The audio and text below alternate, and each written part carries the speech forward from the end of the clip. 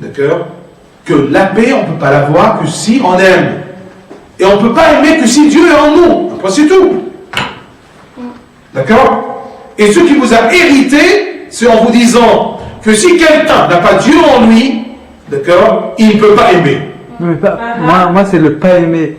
Mais bien sûr! Ou aimer de manière terrestre. Puisque Ezel, elle me repose la question, Ezel, Dieu égale amour. D'accord? On enlève Dieu. D'accord? Mais n'importe quoi, X égal, ça peut être égal à amour? Non, mais c'est un. D'accord.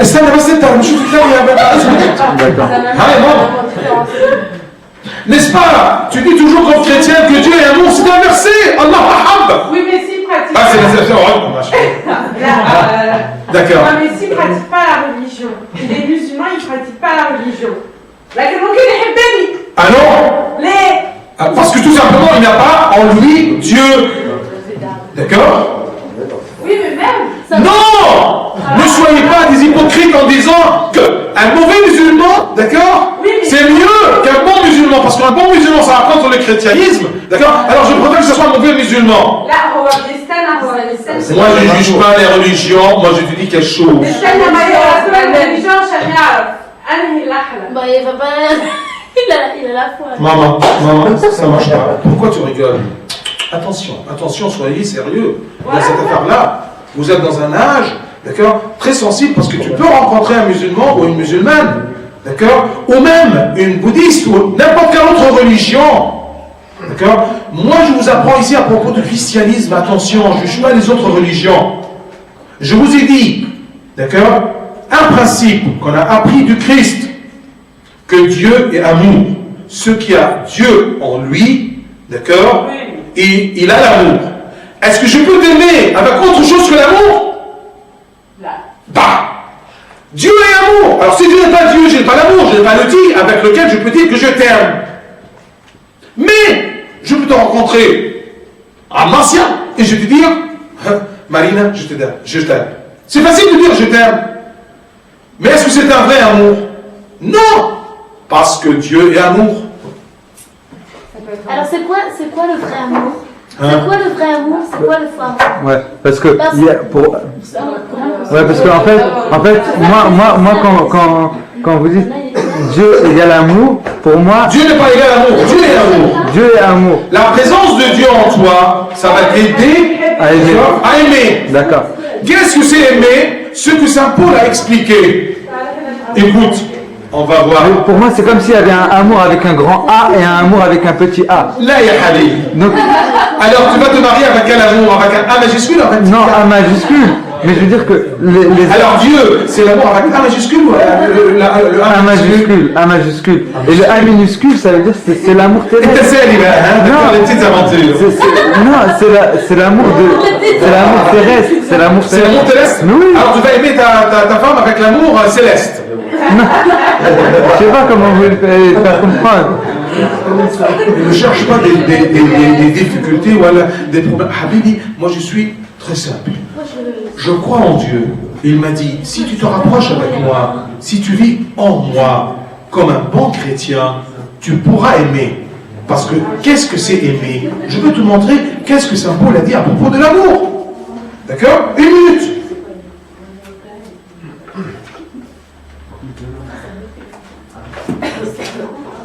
Qui connaît le chapitre qui parle à propos de l'amour ou la charité? Non, Corinthiens 13.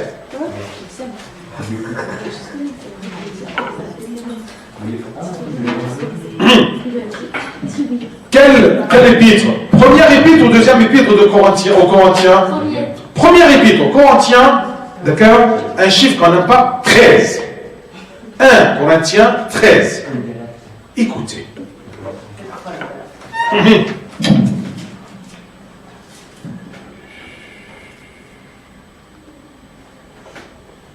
On commence dès le commencement? On commence dès le commencement. Ce sont moins une demi-page. Quand je parlerai des langues des hommes et des anges, si je n'ai pas l'amour, je suis un airain qui résonne. Un rein, c'est un genre de métal qui s'est très bien résolu. Ou une cymbale qui retentit.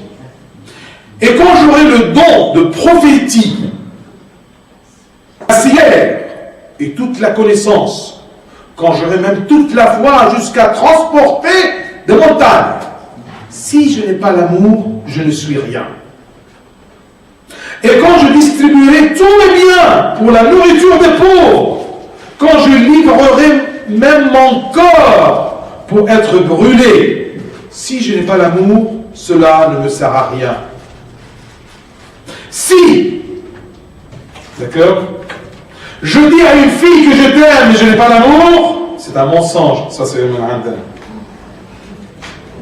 Si on se marie, on n'a pas l'amour, on se marie, c'est simple. D'accord, c'est simple. Mais si je n'ai pas l'amour, ça ne me sert à rien. L'amour. D'accord? Saint Paul, s'il te plaît, explique-moi l'amour, c'est quoi? L'amour est patient. Il est plein de bonté. L'amour n'est point envieux. L'amour ne se vante point. Il ne s'enfle point d'orgueil. Il ne fait rien de malhonnête. Il ne cherche point son intérêt. Il ne s'irrite point. Il ne soupçonne point le mal. Il ne se réjouit point de l'injustice, mais il se réjouit de la vérité. Il excuse tout. Malik Marina, mais je m'en fais aller, il excuse tout. Il croit tout. Il espère tout. Il supporte tout. L'amour ne périt jamais. Les prophéties sont abolies. Les langues cesseront. La connaissance sera abolie. Car nous connaissons en partie beaucoup de choses à la fin. Donc, prenez ce verset-là. L'amour est patient. Si j'ai Dieu en moi, j'ai l'amour, alors je pourrais être patient. Si j'aime une fille, d'accord, et elle est devenue ma femme, je serai patient. Oh! Zéhet! Je vais te mentir mon amour. En amour. D'accord? Il est plein de bonté. D'accord? Alors, le contraire de la bonté, c'est quoi? Ce que vous voyez chez vous. Est-ce qu'il y a de la bonté? Donc, il n'y a pas d'amour. C'est facile, je t'aime. Tu es trop belle. Tu es dans mon cœur. D'accord? Mais est-ce que je te supporte? Je suis patient. D'accord? Est-ce que quand la femme, ou le contraire, quand la femme, son mari rentre, mais il est triste, est-ce qu'elle a la patience?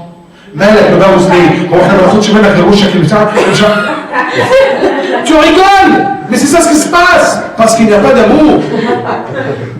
D'accord? Prenons d'autres. L'amour n'est pas envieux. D'accord? Parfois je suis jaloux. Si ma femme, elle travaille, d'accord, dans un poste mieux que moi. Si ma femme, elle parle français mieux que moi, comme immigrant ou comme étranger. Est-ce que ça c'est de l'amour? Mais ils se sont mariés à l'église. Ah, chauffe, tu vas. D'accord? Il ne s'enfle point d'orgueil. Ana ommi, t'as mon ombek. Vous rigolez? Où il y a d'amour ici? Je continue? Venez là entre des religions différentes, Yama. D'accord? Est-ce que les autres religions, d'accord, peuvent vivre ou peuvent, comme pratique, d'accord, introduire Dieu dans leur cœur comme notre pratique? Je ne pense pas.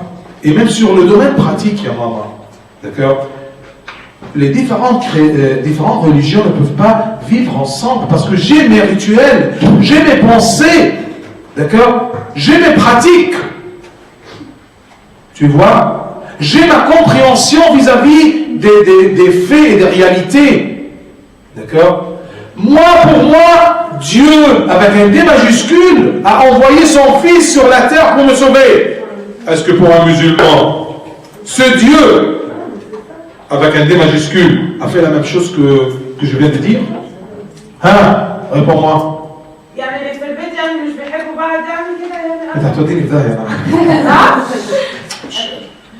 D'accord? Moi j'ai dit des choses, d'accord? D'accord? Nous sommes ici à l'université, nous ne sommes pas à un jardin d'enfants. D'accord? Je ne te donne pas les réponses avec une cuillère dans ta bouche. Je te dis des choses et toi tu réfléchis et c'est toi qui réponds. Ah oui. D'accord? Attention, les religions différentes, d'accord, ne peuvent pas se croiser. Que chacun, ce n'est pas pratique. D'accord? Celle-là n'est pas pratiquante et celle-là, celui-ci n'est pas pratiquant et il vit comme, d'accord, des gens mondains, des gens terrestres, pas comme enfants de Dieu. Tu vois? Croyez-moi comme un prêtre. Et mais les personnes, tu veux dire les personnes يعيش حزين ما فيش أمور طبعا. ما فيش أمور يبقى يعيش حزين وزي ما قلت لك حزين زي ما قلت لك il y a des gens qui ne s'aiment pas mais ils vivent toujours ensemble pour d'autres intérêts. D'accord? C'est tout. Il y a des femmes pourquoi il y a des femmes qui sont battues et malgré ça ils sont toujours avec leur mari? Mais pour les enfants. Ah oui, oui, c'est vrai. C'est vrai. Vous avez des femmes qui aiment ça. Hein? Non, attention, on ne parle pas à propos du sadisme, d'accord? On parle à propos des femmes normales, hein? D'accord? Ça, c'est loin de l'amour. Vous avez compris qu'est-ce que ça veut dire, ou quelle est la relation entre Dieu et amour? Vous avez compris qu'est-ce que ça veut dire amour? L'amour est que 1 Corinthiens 13 nous a dit. Vous voyez? Alors c'est ça. D'accord? Imaginez qu'un homme et une femme mariés, s'ils ne pensent pas, d'accord, chacun a son intérêt, comment ils vont vivre en paix? Ça sera super. Qu'est-ce qu'ils rompent la paix entre un couple? C'est parce que chacun, d'accord, chacun cherche son intérêt. Je veux m'endormir, mais le bébé me hurle, d'accord? Et ça commence par ça. Je caricature un peu l'affaire, mais c'est ça ce qui se passe dans les couples. Ça commence par des petits points. Mais s'il y a vraiment un amour, d'accord, ça va durer. D'accord? Vous allez me dire, est-ce que ça veut dire que même les couples qui ne sont pas chrétiens, d'accord, ils vivent ensemble, ils n'ont pas d'amour, ils ont autre chose, d'accord, mais pas cet amour chrétien dont on parle, ou dont, d'accord, Saint Paul décrit. Voilà, pas l'amour chrétien. Autre chose, on ne sait pas comment ça s'appelle. Mais c'est ça ce que je te dis. C'est presque l'amour, mais c'est pas ça. Amour avec un minuscule sur le bout de Voilà. D'accord? C'est ce que je vous ai dit au commencement. Il y a beaucoup de choses qu'on appelle amour. D'accord? Mais ce n'est pas l'amour, d'accord, que Dieu a signifié ou il a défini. Parce que Dieu est amour. Quel Dieu? Est-ce que, moi je vous parle d'une façon absolue, d'accord? Et au premier degré. Dieu amour. Dieu, pour nous les chrétiens, c'est qui? C'est le Christ. D'accord? Pour une autre religion, Dieu. D'accord? Mais pas le Christ. Mais Dieu est amour. Alors celui qui ne croit pas en Christ, est-ce qu'il a Dieu? Des questions, ne répondez pas, mais réfléchissez. Toi, comme un chrétien, tu commences à dire Dieu est le Christ.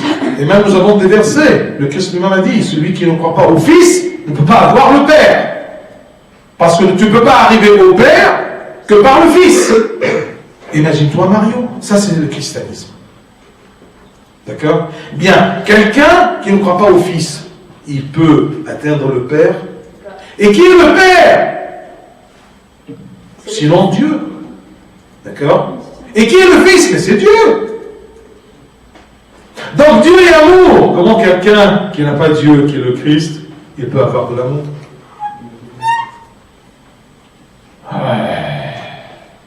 Ça va? restons là. Ne prenez pas tout le globe. D'accord? C'est mon Christ, ma foi, ma religion. D'accord? Mon Dieu incarné, le Christ. C'est par lui que je peux apprendre l'amour. Et c'est par lui que je peux aimer. Donc, c'est en lui que je me marie. À quoi c'est tout?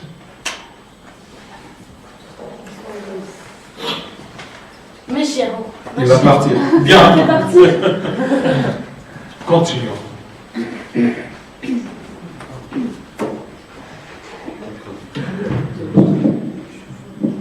Celui qui vit en paix avec Dieu vivra par la même occasion aussi en paix avec les hommes. Parce qu'il ne va pas s'opposer aux hommes, parce qu'il va, comme saint Paul l'a dit, par l'amour, il va supporter, il va accepter, il ne va pas chercher son intérêt, d'accord? Il ne sera pas jaloux, d'accord? Il n'y aura jamais de querelle entre moi et mon frère, d'accord? Dans l'humanité ou cet homme-là. Alors, retournons à l'amour, ou la paix. La paix, la première genre de paix, c'est la paix avec Dieu. On a dit ce qui rompt la paix avec Dieu, d'accord, c'est la barrière, c'est le péché. Tout ce qui déplaît à Dieu. Sa sainteté, dans sa lettre, il a dit, si ta relation avec Dieu est ébranlée, tu perdras ta paix. Si ta relation avec Dieu n'est pas bien, n'est pas bonne, tu perdras ta paix. Puisque Dieu est la source de la paix, d'accord?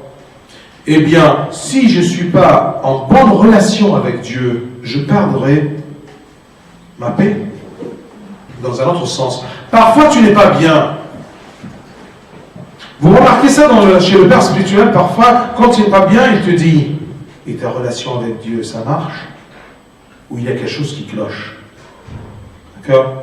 Toujours quand tu n'es pas en paix ou tu n'es pas bien, tu cherches autour de toi, d'accord, dans le petit domaine, et tu oublies la source, ta relation avec Dieu.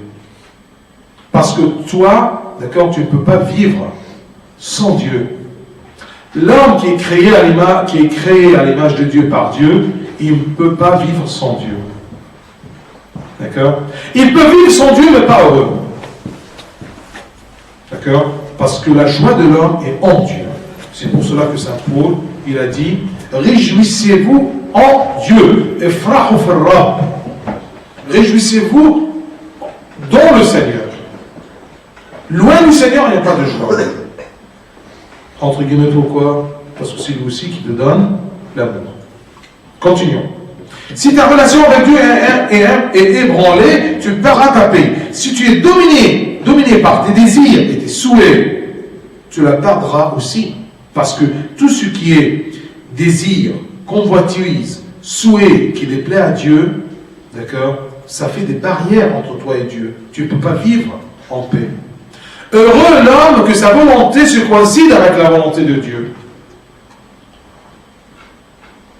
Et l'homme heureux, c'est l'homme que ce qu'il veut, d'accord, est compatible avec la volonté de Dieu. Mais le problème, le conflit en toi, c'est quoi? Ce que je veux, d'accord, ça ne marche pas avec Dieu. Et pourquoi je suis arrivé à ce stade? C'est parce que je suis loin du domaine, d'accord, de Dieu. Vous voyez, ma volonté, mes désirs, ça se forme, ça se forge d'après les fréquentations, d'après comment dire, tout ce qui vient de l'extérieur, d'accord, qui influence l'intérieur. Surtout quand il n'y a pas un équilibre entre le monde et Dieu. Tout ce qu'il y a en moi, ça vient de Dieu. D'accord? Regarde, si tu fréquentes toujours des gens qui ont des mauvaises idées, d'accord, ou des délinquants, tu seras automatiquement un délinquant comme eux. D'accord? C'est parce que l'homme n'est pas imperméable, il est influençable, il est trop sociable. D'accord? L'homme est influencé par ceux qui l'entourent. Tu le veux ou tu ne le veux pas, d'accord? Si tu n'es pas influencé par ceux qui t'entourent, d'accord? Tu n'es pas être humain, tu n'es pas sensible. D'accord? Il n'y a pas le Superman. Mais je peux me jeter dans des circonstances difficiles, mais protégé par Dieu. C'est comme dans l'Ancien Testament que vous voyez que Lot, d'accord, le neveu d'Abraham, ou le frère d'Abraham, d'accord, eh bien il était à Sodome, d'accord, mais il était toujours, d'accord, suivant la loi de Dieu, malgré que toute la ville, aux yeux de Dieu, c'était une ville pécheresse, une ville qui a été brûlée. Il n'y a personne, aucune personne, d'accord, pieuse, qui peut plaire à Dieu que Lot. D'accord? Regardez Daniel et ses confrères. Ils étaient tout simplement les trois qui ont refusé de se souiller en mangeant, d'accord, de la nourriture du roi. Ils ont voulu tout simplement suivre la loi de Dieu comme des Juifs, d'accord, ils ne se sont pas souillés. Et malgré souillés, ils n'étaient pas souillés. D'accord? Vous voyez? Donc, ne croyez pas que vous êtes tout seul assez fort pour confronter les influences extérieures ou les fréquentations. D'accord? Ne vous surestimez pas. Ne vous surestimez pas. D'accord? Soyez humble. Parce qu'il y a un verset très important qui nous dit: tous les victimes du péché sont les forts. Mais attendez les pas.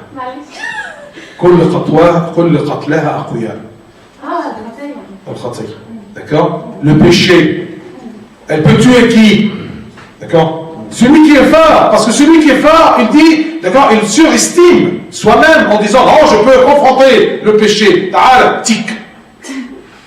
C'est comme dans la mer Alexandrie, par exemple, d'accord, jamais, je dis jamais, d'accord, un qui ne sait pas nager, il se noie. Jamais dans la mer. Pourquoi? Parce que tout simplement, celui qui ne sait pas nager, il est toujours à bord. D'accord? Sur le bord. Il peut par exemple tomber, d'accord? Parce que là, d'accord, on a le temps. D'ici jusqu'à l'armoire, on peut y aller, on le sauve. Même s'il a avalé la moitié de la mer, d'accord? Ça marche. Mais qui sont les personnes qui se noient? Ceux qui savent nager les forts. Ils rentrent dans la profondeur. Aïe! Un crampe. D'accord? Il n'arrive plus. D'accord? Alors qu'est-ce qu'il fait? Il commence à... Il ne peut pas se tenir, même s'il est un nageur premier degré. D'accord? Mais il ne peut pas, parce qu'il y a un crampe. Tout simplement, quand les muscles sont bons, un muscle, sont bons, d'accord, tu peux te tenir sans toucher le sol. Mais s'il y a un crampe, tu ne peux pas flotter. D'accord? Alors tu commences à... Tu ne t'arrêtes pas. Ensuite, et on ne le voit pas. Ici, on le voit. Ah, le temps d'y aller. C'est terminé. Donc, celui qui se noie, c'est qui? C'est le plus fort. C'est le meilleur nageur. La victime du péché, c'est qui? D'accord? Ne va pas à côté de ces filles-là. Oh non, moi. Il tombe dans le péché. Il y a bent. Qui je t'en veux d'accord? Ah non, moi je sais me protéger. Oui ou non? D'accord? Donc les victimes, d'accord, ou la proie du péché, ce sont toujours les forts qui se croient forts et surtout qui rentrent, d'accord, dans des cercles, d'accord, des cercles suicides. J'aime bien et je vous rappelle de cette métaphore-là à propos du péché. Le péché, c'est quoi? D'accord? C'est comme un lion. D'accord?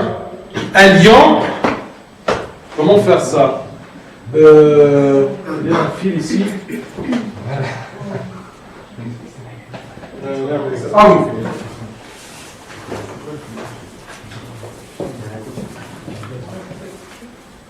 Dieu a permis que le péché soit limité. Il a fait un poteau ici. D'accord? Et il y a la liberté encore du péché. Là. D'accord? Alors, c'est-à-dire, il y a un diamètre. C'est comme un chien. Prenons d'abord la métaphore sous forme de chien. Il y a un chien ici qui est enragé. D'accord? Il est ligoté. Ici, c'est fixe. Il a une chaîne. Et ça, c'est le chien. Enfin, c'est chien, d'accord? Alors, le chien, il tire sur sa chaîne. Il a un diamètre où il peut agir. Oui ou non? Oui. Ça, c'est le maximum. Tant qu'il est comme ça, les gens s'éloignent. Parce qu'ils voient bien ça. Ça, c'est le diamètre. Alors, je ne peux pas me mettre là. Je me mets un peu loin. Alors, le chien, qu'est-ce qu'il fait pour attraper sa proie, pour la faire tremper? Il fait comme ça. Il recule un peu. Comme si c'est son diamètre, c'est limite. Mais en vérité, c'est ça son limite. Si tu tombes dans cette fourchette-là, ça sera facile que... Oh, tu captes. Vous avez compris qu'est-ce que c'est le piège, d'accord, du péché, le piège du malin, d'accord? Et ensuite, parfois, le péché, c'est comme un lion. Et vous le voyez bien son diamètre. D'accord? Mais qu'est-ce qu'il fait? Il vous effraie. Je vous racontais une fois quand j'étais au Kenya. Nous étions dans un bus, un minibus, d'accord? Et dans le minibus, d'accord, on a arrêté le minibus, les fenêtres sont fermées, et on a commencé à aller sur un seul côté dans le minibus pour voir une lionne qui était pas loin de 3 km. 3 km. D'accord? On voyait tout simplement sa tête. Elle était très belle. Alors, avec les zooms et avec tous les appareils photo, on essayait de le photographier. Et nous étions une bonne vingtaine dans ce minibus-là. Et moi, parmi cette vingtaine-là. Et tous, nous étions, d'accord, contre les fenêtres. Mais c'est fermé. Et tout d'un coup, qu'est-ce qu'elle a fait? Elle a fait comme ça. On a crié tous. D'accord? Tous. D'accord? Et même, il y a des gens qui sont tombés de peur. Tout simplement, ce geste-là. D'accord? C'est comme si tu es à côté de moi, je fais... Tu vas faire comme ça? Oui, alors. Pourquoi le lion, le péché, qu'est-ce qu'il fait? Il t'effraie. Alors, il te déséquilibre et tu tombes. Il peut tout simplement faire avec sa patte, il peut te ramener dans sa cage. D'accord? Alors, deux façons. Ou bien, le péché te tend un piège en te faisant croire que son diamètre est ça. Et tout d'un coup, tac. Ou bien, il est comme ça, d'accord, mais tu sous-estimes, d'accord, sa patte qui peut prendre encore 1 mètre pour te prendre vers lui quand il t'effraie. D'accord? Et tu tombes. Et le moment que tu t'es tombé, tu dis, mais comment c'est passé pour moi? Mais comment? Eh bien, c'est ça, d'accord, la stratégie du malin ou du péché. C'est clair?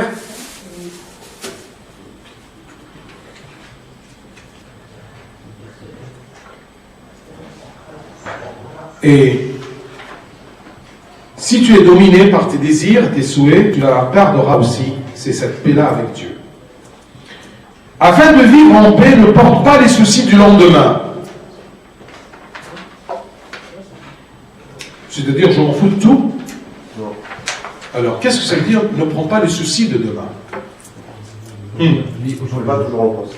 Hein? Il ne faut pas toujours penser. À chaque jour suffit sa peine. Oui, mais qu'est-ce que ça veut dire? À chaque jour suffit sa peine. D'accord? Moi, je termine aujourd'hui mon devoir de l'école, d'accord? Je m'en fous de l'examen. Un regret humain, c'est-à-dire que j'ai choisi cette feuille. D'accord? Et ensuite, je la vois que, c'est écrit de l'autre côté. Alors, quand je l'ai choisi, ça existait cette écriture-là, ce défaut-là existait. Mais moi, j'ai mal choisi.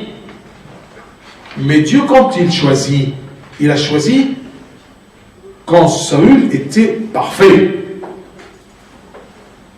Ensuite, il a regretté parce que il a changé. Alors c'est un nouvel aspect. Là, Dieu, sa façon, d'accord, à cause non pas d'un changement en lui, d'accord, mais à cause du changement de Saül. Est-ce que c'est clair? Ou c'est un peu difficile? Ou c'est pas clair? François? C'est clair? Merci de m'encourager. Parce qu'il y a un ici, d'accord, qui me casse toujours. Comment? On veut dire que c'est Saül, il a changé par sa propre volonté. Oui. Il était libre, Dieu l'a dit. Pourquoi qu'est-ce qu'il y a? T'es pas bien sûr, libre bien sûr. aussi à Non, tu vois, tu peux douter dans ta liberté. Mais on ne peut pas douter dans la promesse de Dieu. Dieu nous a créés à son image et Dieu est libre. Donc on doit être libre. Mais, attention, la liberté de Dieu est absolue, mais ta liberté n'est pas absolue. Ta liberté n'est pas absolue. Limitée, bien sûr. Et limitée par quoi? Celle des autres. Par les lois. Par la liberté, bravo Mario. Par la liberté des autres. Par la liberté de la nature. D'accord? Le feu brûle.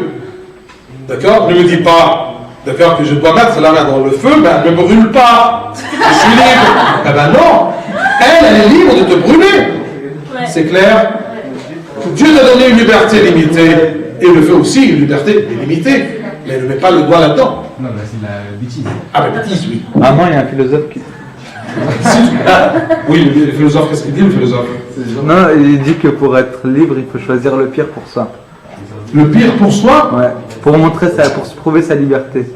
Parce que si on choisit tout le temps le bien, c'est en fait on est poussé par notre par notre conscience d'un côté de choisir ça. Donc d'un côté, mais moi j'aime pas. C'est pas tout à fait, attention. C'est quoi la question? Il n'y a pas de question. Il n'y a pas de question, c'est un... Il a dit qu'il y a un philosophe qui a dit, d'accord, que pour vivre, pour sentir ta liberté, c'est mieux pour l'un de choisir ce qui est toujours pire pour lui. D'accord? Pas ce qui est bien pour lui. Est-ce que, parce que quand tu choisis le meilleur pour toi, tu seras toujours déçu, ou le monde, ou les autres ne vont pas te donner ce que tu veux de mieux pour toi? Et si tu demandes le pire, c'est parce que personne ne va s'intéresser. Si tu prends la poubelle, personne ne s'intéresse à la poubelle. D'accord? Mais si tu prends ce qui est sur l'étagère, peut-être quelqu'un va te contrarier. Est-ce que c'est comme ça? D'accord? Ce n'est pas une vraie liberté. D'accord? C'est-à-dire, je ne veux pas de problème. C'est-à-dire que, d'accord, je choisis ce qui est pire pour que personne ne me contrarie. Donc c'est pas une liberté. C'est peut-être une liberté dans le sens que c'est comme Saint Augustin quand il a dit « J'ai mis le pied sur le sommet du monde quand j'ai senti en moi que j'ai envie de rien et je ne crains rien. » Alors je prends tout ce qui est pire pour moi.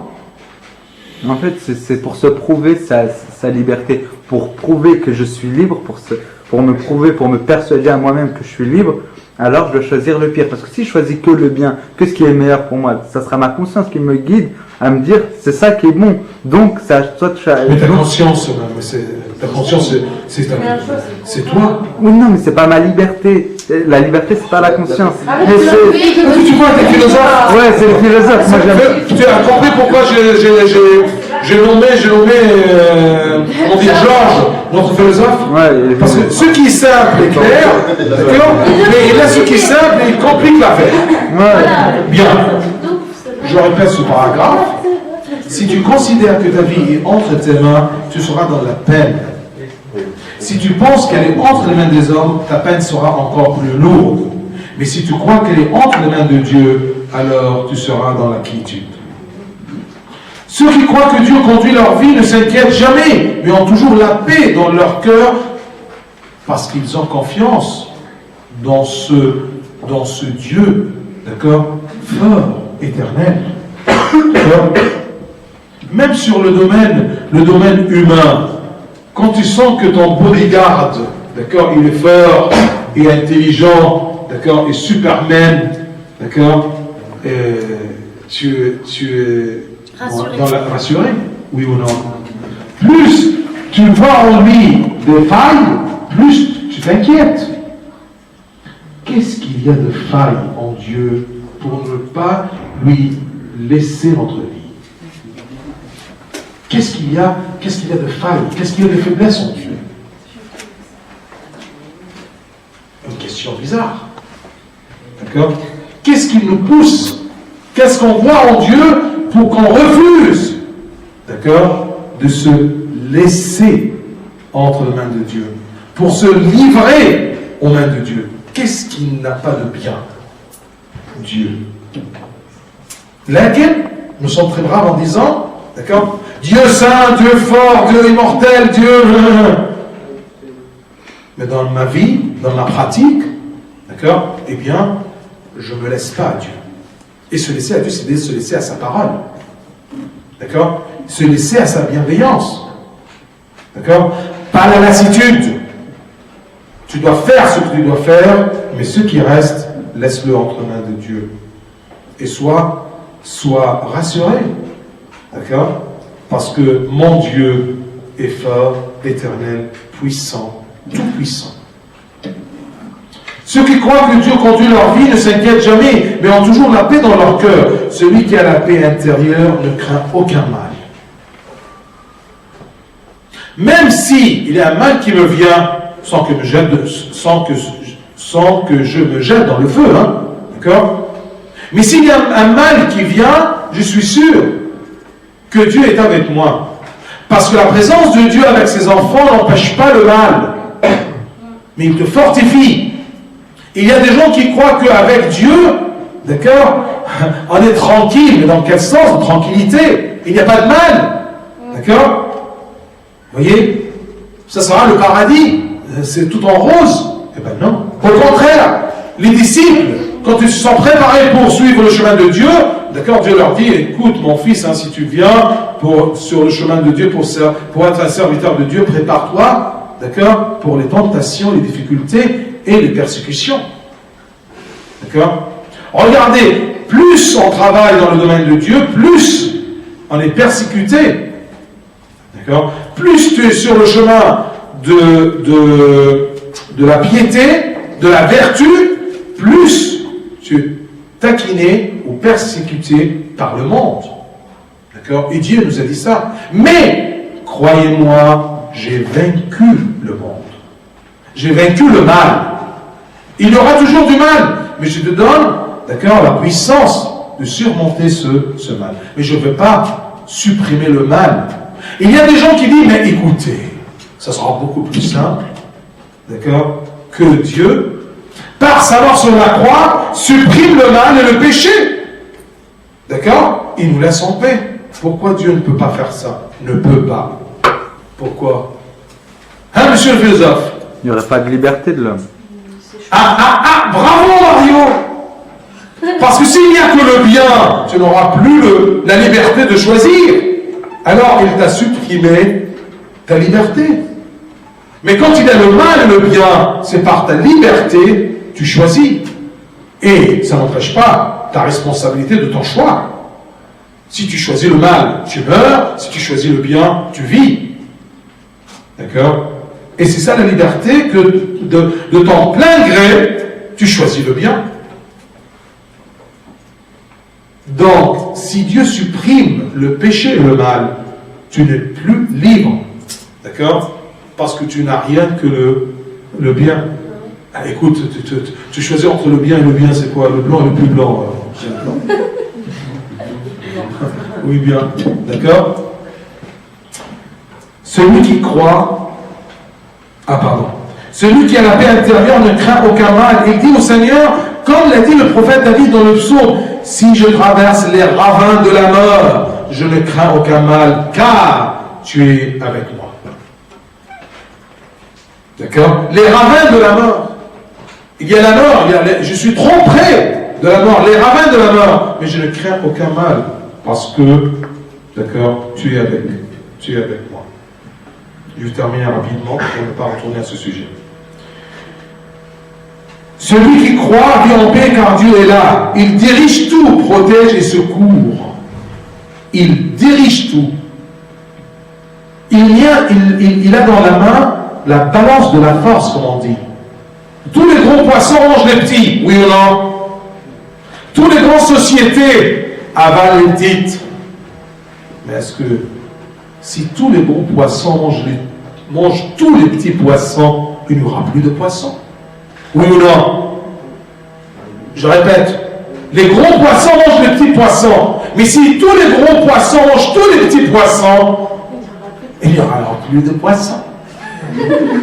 Donc c'est ça ce qu'on dit, qu'il dirige tout. Dieu a la balance de la force. Oui, je laisse le gros manger le petit, mais avec des limites. Le petit. D'accord? Tu vois? Si il y a un pays assez fort, assez puissant comme l'Amérique, d'accord? Mais Dieu qui surveille, il ne peut pas laisser tout le pouvoir dans un coin du monde. Sinon, ce tyran-là va éliminer le reste de la création. D'accord? L'Amérique, avec sa puissance économique ou militaire, d'accord, elle a déserté tous des coins dans le monde, que ce soit le Vietnam, que ce soit l'Irak, un peu des politiques. D'accord? Que ce soit la Palestine, que ce soit Israël. Mais est-ce que vous croyez que Dieu permet que ça soit absolu la force de l'Amérique? Elle aurait éliminé le monde. Vous voyez? Donc c'est ça ce qu'on dit Pantocrator, qui a la balance, l'équilibre de la force entre ses mains. Mais ça ne veut jamais dire de supprimer tout ce qui est puissant. Non. Dieu aussi laisse la liberté limitée. Tu peux être fort, mais Dieu, il a toujours dans sa main, d'accord, le gouvernail. D'accord? C'est ça le Pantocrator. Il domine tout. Mais dominer tout, ça ne veut pas dire qu'il élimine tout. Alors, il a éliminé la liberté. Non, il domine tout, c'est-à-dire il surveille. Arrête, c'est trop. Oui, tu peux faire. C'est ça, diriger tout. C'est dans ce sens-là. D'accord? Donc, si même parfois je vois qu'il y a du mal qui peut surmonter, mais je suis sûr qu'il y a, d'accord, le contrôleur de la puissance, il est toujours là. Il veille toujours. Il ne dort pas. D'accord donc? Il dirige tout, protège et secourt. Quand il a du mal, il secourt. Mais celui qui a perdu la paix trouve des problèmes là où il n'y en a pas. Celui qui a perdu la paix, c'est fini, il est très sensible. Trouve des problèmes là où il n'y en a pas et ne voit pas la puissance divine qui le protège. Voici son plus grand problème, qui ne sont pas la présence divine.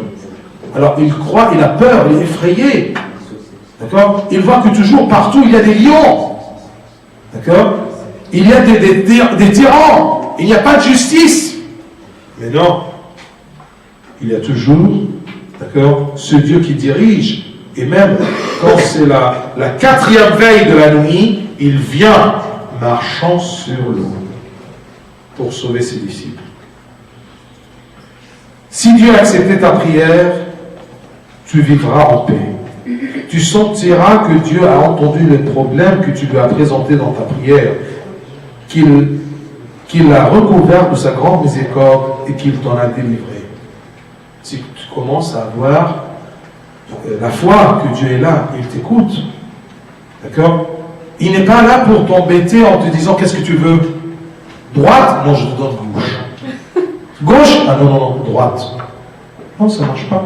Qui parmi vous, si ton fils te demande un poisson, tu lui donnes un vipère, d'accord, ou un œuf, d'accord, tu lui donnes un caillou. Alors si vous êtes des méchants et des mauvais, et vous saviez comment faire des bonnes œuvres, et bien sûrement votre Père Céleste. D'accord? Et à la fin, il termine en disant, en ce début d'année, nous prions pour que Dieu intervienne pour résoudre les problèmes de chacun, ainsi que ceux des peuples, même les plus compliqués. Là, j'ai tout simplement, croyez-moi que la main de Dieu et la présence de Dieu ne se manifestent pas que quand il n'y a plus de solution. Parce que tant qu'il y a des solutions, tu ne pourras jamais dire que ça c'est la main de Dieu. D'accord? Il interfère toujours quand c'est terminé. Tu n'as rien à faire d'autre. Parce que tant que tu as à faire, tu diras toujours que c'est moi qui a résolu le problème. Tu vois? Et c'est ça le... Aujourd'hui, à Bounatoura, le matin, il nous a rappelé tout simplement de Gadron. Gadron, c'est un des prophètes de l'Ancien Testament qui a voulu combattre avec 32 000 soldats. D'accord? Alors Dieu lui a dit, écoute Gadron, d'accord? C'est Gadron, on l'appelle Gadron en français, je crois. Gadéon. Écoute Gadéon, 32 000 soldats, c'est trop. Alors s'il te plaît, essaie de laisser un peu le nombre. Mais écoutez, l'ennemi, yalla. Ça marche. Alors qu'est-ce que je fais, Dieu? Dis, ceux qui ont peur, qu'ils rentrent chez lui. Écoutez, soldats, ceux qui ont peur, qu'ils rentrent chez eux. 32 000. Combien a eu peur, il est rentré chez lui? 20 000. D'accord? 20 000. Il reste combien? Ah non, 12 000, c'est trop. Pourquoi c'est trop pour Dieu? Parce que si M. Gédéon prend les 12 000 pour combattre ses ennemis, s'il remporte la victoire, il va dire, ah oui, avec mes soldats, les 12 000. Alors Dieu lui a dit, arrête Gédéon, et prends-les vers un lac. Et demande-leur de boire. Ceux qui vont lâcher comme des chiens, c'est-à-dire prendre comme ça, tout en étant debout, mets-les à côté. Et les autres qui vont s'agenouiller pour boire, mets-les d'autre part. Mais attention, il ne lui a pas dit, il va ramener qui? Pour ne pas solliciter les gens de faire l'acte que Dieu va choisir. Vous comprenez? Dans 12 000, il lui a dit, laisse-les boire au lac, d'accord? Ceux qui vont, tout en étant debout, vont faire ça, comme les chiens, mets-les à côté. Les autres, qui vont se foncer à genoux pour boire, mets-les de l'autre côté. Dieu a choisi lesquels? Hein? Debout. Ceux qui étaient debout, c'était combien de 12 000? Hein? 300. 300. Trop fort, je suis trop fort. D'accord, non? 300! De 12 300. Non, on parle de 12 000. Attention. D'accord? De 32 000. Dieu, il a voulu tout simplement 300. 300, oui, c'est avec ça que je vais gagner. L'Éternel, qu'est-ce qu'il dit? Que chacun de ces 300-là monte à son dos d'âne. Il prend avec lui quoi? 2 cruches vides, d'accord? Une trompette et un truc de allumer une flamme. Comment on l'appelle? Flambeau. Non, pas torche, il n'y avait pas de torche. Un flambeau. Un flambeau. Un âne, 2 cruches, d'accord? Un flambeau et une trompette. Qu'est-ce qu'il va faire Dieu avec ça? Hein? Qui peut redeviner ceux qui ne connaissent pas l'histoire? Alors tout simplement, en se rapprochant gens des ennemis, tout d'un coup, vous cassez les cruches. Vous faites les trompettes. D'accord? Vous tenez les flambeaux. En pleine nuit. Alors les ennemis qui étaient là étaient des très forts. Tout d'un coup, d'accord, 300 cruches, 600 cruches qui se cassent. Alors c'est comme s'il y a des chevaux qui arrivent. D'accord? Et ensuite, 300 trompettes. C'est quoi? C'est l'armée. Ils ne savaient pas que toute l'armée, d'accord, c'est des trompettes. D'accord? Alors les ennemis, quand ils se sont réveillés, à cause de leur peur, d'accord, chacun, d'accord, a poignardé l'autre pour qu'il fuit. Je répète, chacun a poignardé l'autre. D'accord, je me réveille, mais je veux courir, hein, parce que je cours. C'est bête ça. Merci, on a gagné comme ça. Ouais. Pardon? Pourquoi il a tué? Pourquoi par peur il a tué l'autre? Je viens te dire maintenant. Parce qu'il veut fuir. Ou tout simplement par peur. Que ça soit C'est comme quoi? C'est comme quoi exactement? D'accord? On est assis dans un métro. Fausse alerte! D'accord? Il y a un colis suspect. Les gens, qu'est-ce qu'ils font? D'accord? Ils se poussent! D'accord? Il y a des gens qui meurent. D'accord? Tout simplement parce qu'ils se bousculent. C'est le même principe. Mais les détails, bien sûr, je ne peux pas te le dire. C'est écrit comme ça. D'accord? Par peur, quand ils se sont réveillés, d'accord? Chacun a regardé l'autre. Et le peuple de Dieu a gagné. D'accord? L'important dans toute cette histoire-là, c'est le verset qui dit que Dieu peut sauver avec le peu et avec le trop. Ce n'est pas la quantité dont dépend l'œuvre de Dieu. C'est la volonté de Dieu. Il veut, oui ou non. Alors quand j'ai dans mon cœur que Dieu, il peut œuvrer avec le peu et avec le néant et avec le trop, d'accord, je suis tranquille. Car c'est le verset avec lequel termine le patriarche sa lettre. Ce qui est impossible pour les hommes est possible pour Dieu. Ce qui est impossible pour les hommes est possible pour Dieu. Que cette année soit bénie. C'est la fin.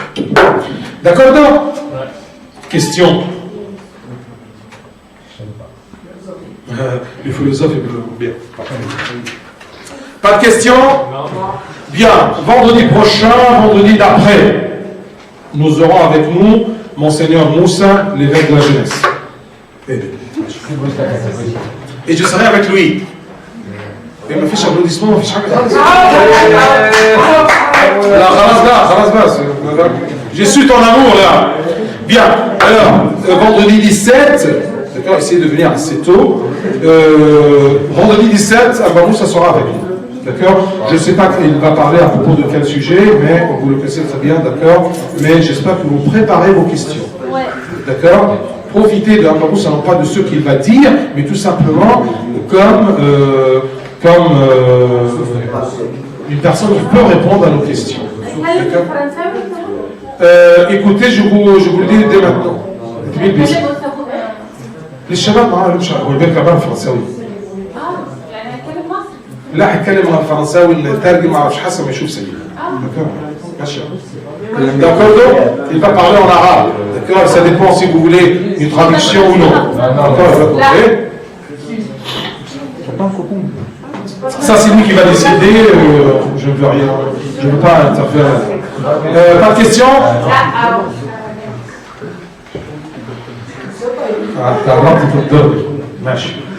Attention à la liberté, mais c'est limité. Hein. Moi, alors, pas de question. Bien, on fait la prière.